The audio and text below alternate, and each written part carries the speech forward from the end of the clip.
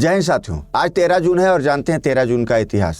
13 जून का दिन भारतीय इतिहास में इसलिए महत्वपूर्ण है क्योंकि 1290 में आज ही के दिन खिलजी वंश का संस्थापक जलालुद्दीन फिरोज शाह ने दिल्ली की गद्दी पर अधिकार जमाया था। इससे गुलाम वंश का शासन समाप्त हो गया और खिलजी वंश का उदय हुआ था।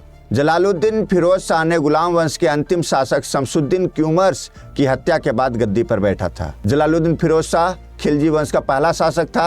वह खिलजी वंश के संस्थापक और पहले सुल्तान था जिसने 1290 से 1320 तक भारत के दिल्ली सल्तनत पर शासन किया। दिल्ली सल्तनत पर शासन करने वाला दूसरा राजवंश था जिसने 1290 से 1320 तक शासन किया।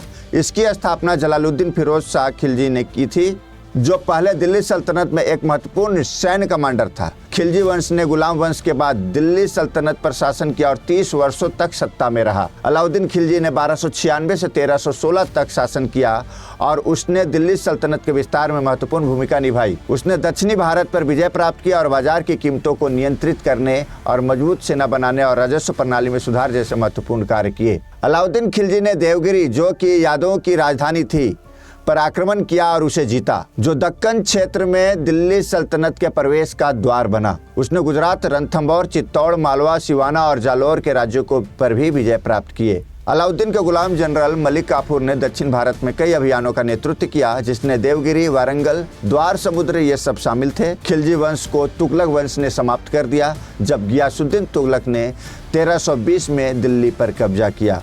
धन्यवाद।